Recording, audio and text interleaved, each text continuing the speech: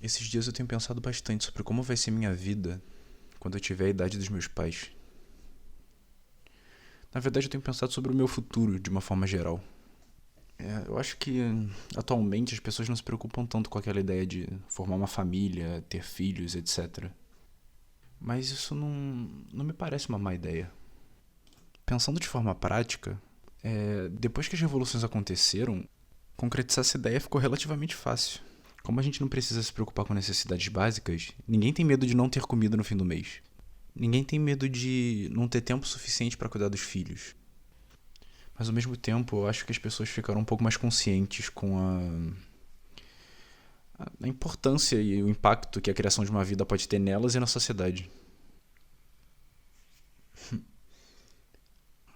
Deve ser uma sensação boa participar do crescimento de uma pessoa. Vê-la evoluir como ser humano, desenvolver relacionamentos, conquistar sonhos. Nos últimos meses eu tenho visto de forma um pouco mais clara o impacto que os meus pais tiveram na minha vida. Não só pelas revoluções, que é a razão um pouco mais óbvia, mas as características deles que ajudaram a moldar minha personalidade também. Obviamente nem tudo é positivo. Algumas coisas que eu não gosto de mim surgiram por influência deles, mas eu acho que aceitar que eles não são perfeitos foi o primeiro passo para eu aceitar que eu também não preciso ser. Isso me faz pensar numa coisa que me preocupa um pouco. É, qual vai ser o meu impacto nos meus filhos? O que eu posso acrescentar para a vida deles que eles não podem aprender em outro lugar? Não sei, eu acho que com as revoluções tudo se torna mais acessível, então, de certa forma, tudo que eu aprendo atualmente eles também vão ter acesso. Quando eu olho para minha vida, eu vejo que eu tenho literalmente tudo que eu preciso. Quais são os acontecimentos da minha vida que vão trazer experiências importantes para eles? Quais são as coisas que eu vou conquistar que serão passadas para a geração seguinte? Não falta nada.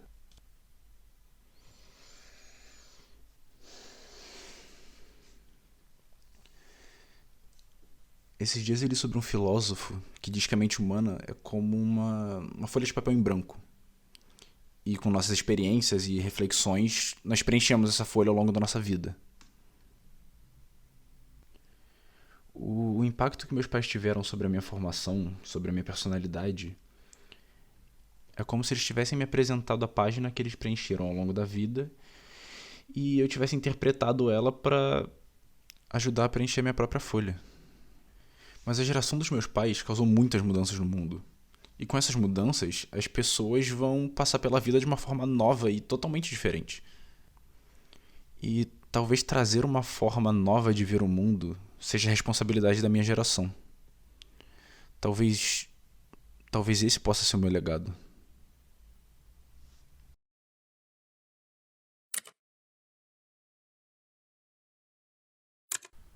Ontem à noite eu fui com alguns amigos no evento de celebração das revoluções. Foi bem interessante. Eles passaram alguns documentários, tinham várias exposições falando sobre como as revoluções afetaram as diferentes regiões do mundo e as diferentes culturas. E é muito engraçado pensar como a distância dificultava tudo antigamente. O mundo não era tão unido, era muito difícil interagir com pessoas de outros lugares. E isso me fez refletir bastante sobre a ideia de nacionalidade.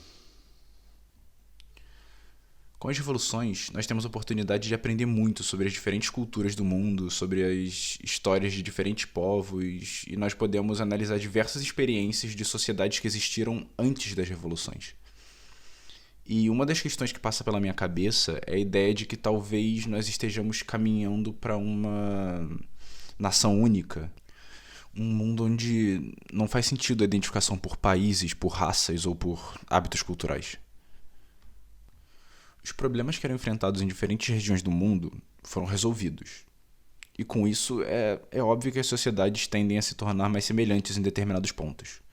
Todas as pessoas têm acesso à mesma qualidade de vida, às mesmas oportunidades. Mas quando eu penso sobre as diferentes culturas, principalmente analisando como elas foram construídas durante a história, é fácil perceber que grande parte do seu desenvolvimento e evolução está ligado aos conflitos que elas enfrentaram. Ou seja, uma cultura e uma sociedade pode ser definida pelas batalhas travadas durante sua existência. Mas será que ainda faz sentido nós nos identificarmos por conflitos que não têm mais consequências diretas no mundo atual?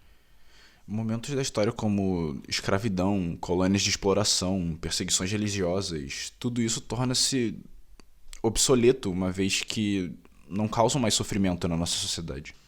Claro que esses acontecimentos não são esquecidos, porque mesmo que eles não afetem nossa sociedade diretamente, eles fazem parte da história do mundo que vivemos. Mas a questão é que se identificar com uma nação ou um grupo era em muitos casos uma forma de sentir orgulho e reafirmar o sofrimento desse grupo, mostrando que isso ainda afeta a sua vida. E isso talvez não faça sentido numa sociedade em que tais problemas não têm nenhum impacto. Por outro lado, tais acontecimentos, tais batalhas podem não afetar nossa sociedade diretamente, mas deixar que eles nos moldem pode ser uma forma de fugir desse conceito de nação única. Eu não estou dizendo que a ideia de nação única seja uma coisa ruim. Eu ainda não tenho uma opinião sobre isso, mas antigamente as diferentes experiências das nações tornavam as relações entre as sociedades um pouco mais interessantes. Mas agora que as sociedades são mais semelhantes, encontrar um grupo que tem uma história que te identifique pode ser uma forma de tornar as relações interpessoais mais variadas e surpreendentes. Sentir que você pertence a uma nação era uma forma de mostrar orgulho e de reconhecer suas batalhas. Hoje, esse sentimento de pertencimento pode estar muito mais ligado à ideia de aprender, trocar conhecimento, criar arte. Obviamente, nenhum indivíduo vai saber tudo sobre todas as nações que existiram antes da Revolução. Talvez essa ideia de pertencimento possa ser aquilo que nos proporciona uma experiência mais única em um mundo em que todos têm acesso a tudo.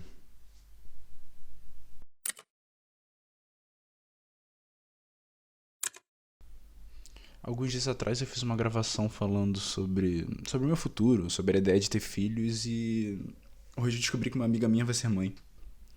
Ela conheceu esse garoto numa viagem que ela fez há alguns anos atrás e eles parecem estar bem felizes. Ela sempre disse que queria ser mãe, então acho que vai ser uma experiência boa pra ela. Uma das coisas boas que as revoluções trouxeram é que pessoas que querem construir famílias não precisam se preocupar com estabilidade financeira que nem antigamente. E isso acaba permitindo que os pais passem muito mais tempo com as crianças. Se bem que na adolescência os filhos devem rezar para os pais saírem de casa.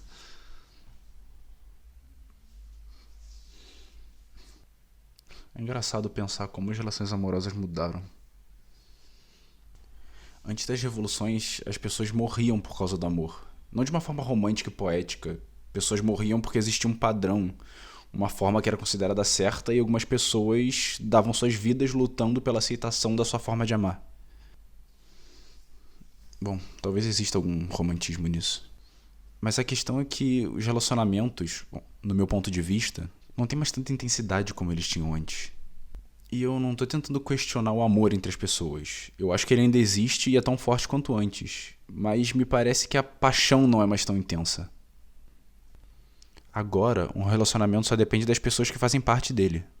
E talvez a ideia de que a estabilidade desse relacionamento pudesse ser abalada por outros fatores amplificava a intensidade com que as pessoas amavam. E isso enquadra relacionamentos que eram condenados pela sociedade ou relacionamentos abalados por outros problemas, como a distância. O amor ser abalado por motivos externos faz com que ele se torne mais intenso e forte, para garantir que esses obstáculos não fragilizem o relacionamento. Mas isso também me faz pensar que existe a possibilidade dessa paixão intensa ser uma consequência de um mundo problemático. Como se fosse a reação imunológica de uma sociedade contaminada. Mas se não existe doença, essa reação também não precisa existir. Talvez o amor que existe agora seja a forma mais pura e crua de amar. As pessoas são livres de julgamento, de barreiras externas. O amor é livre para tomar qualquer forma, permitindo que as pessoas verdadeiramente desaguem umas nas outras. Nós sempre tentamos nos livrar das barreiras dos nossos relacionamentos. Mas nossa própria formação, nossas experiências pessoais, nossa forma de ver o mundo também podem vir a ser barreiras. E é por isso que eu digo que essa forma de amor pode ser a mais pura. Porque a nossa única barreira para o amor somos nós mesmos.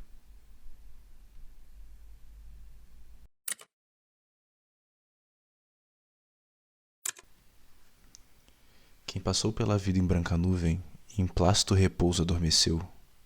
Quem não sentiu o frio da desgraça, quem passou pela vida e não sofreu, foi espectro de homem e não homem. Só passou pela vida, não viveu. Esse é um poema que eu encontrei esses dias. O nome do autor é Francisco Otaviano.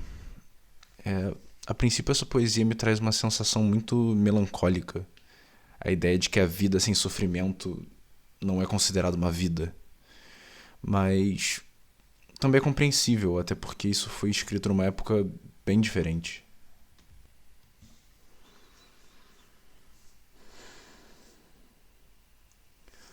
Eu tenho medo de ser esse tal espectro de homem.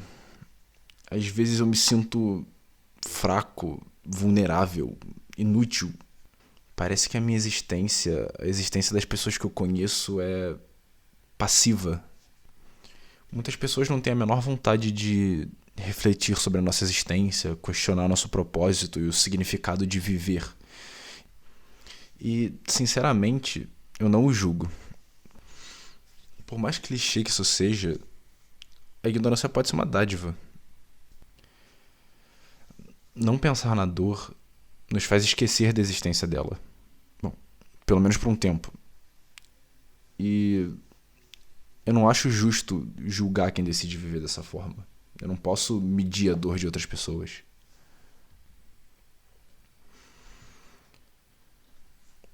O objetivo da humanidade sempre foi buscar uma vida mais fácil. Criamos máquinas para trabalhar menos, evoluímos os meios de comunicação para trocar informação mais rápido. Mas agora que vivemos em uma sociedade onde as necessidades materiais já são supridas, nós precisamos resolver nossos conflitos internos. E eu acho que a arte pode ter um papel bem interessante nesse contexto. Eu consigo ver a arte, atualmente, a partir de 2 pontos de vista muito distintos. Por um lado, ela pode ser extremamente profunda e reflexiva, uma vez que nossa motivação para criar arte são nossos conflitos internos, nossas reflexões diárias sobre o sentido da existência, o motivo da vida e etc. Por outro lado, ela pode ser extremamente superficial. Nós não temos verdadeiros conflitos que nos fazem transbordar sentimentos e expressá-los através da arte.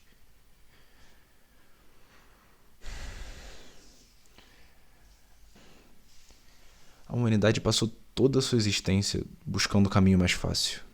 Menos sofrimento, menos dores, menos batalhas.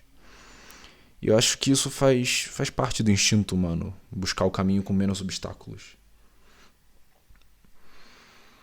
Mas agora que nossos caminhos não têm obstáculos, eu sinto que se tornou mais difícil encontrar um propósito. Quando eu penso sobre a vida antes das revoluções, eu sempre me questiono sobre a importância da existência desses conflitos externos. Esses dias eu encontrei um livro chamado Sem Lama Não Há Lótus. Agora eu não me lembro o nome do autor, mas ele inicia o texto com a seguinte frase: a maioria das pessoas tem medo de sofrer, mas o sofrimento é um tipo de lama que facilita o fortalecimento da flor de lótus da felicidade. A flor de lótus não pode existir sem a lama. Isso defende a ideia de que, para a felicidade surgir, nós precisamos passar por momentos difíceis, nós precisamos perder, precisamos sofrer. E essas derrotas nos fortalecerão para o futuro. Mas eu não consigo me libertar da ideia de que o sofrimento também pode ser uma forma de mascarar a ausência de uma razão para viver. As pessoas se ocupavam com seus conflitos externos durante toda a vida, para que no final não precisassem questionar sobre a razão da sua existência. Simplesmente viviam uma batalha atrás da outra sem questionar o motivo da guerra.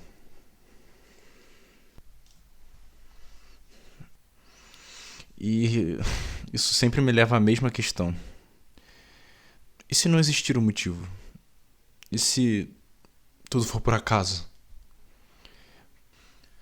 Por mais difícil que isso seja de acreditar, eu acho que refletir sobre essa possibilidade acaba trazendo novas formas de ver o mundo.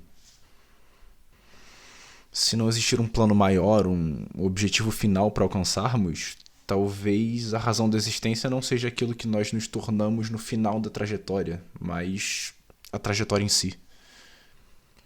A ideia de que o motivo da nossa existência é justamente como decidimos existir, o impacto que temos em outras pessoas, os benefícios que trazemos para a vida dos outros.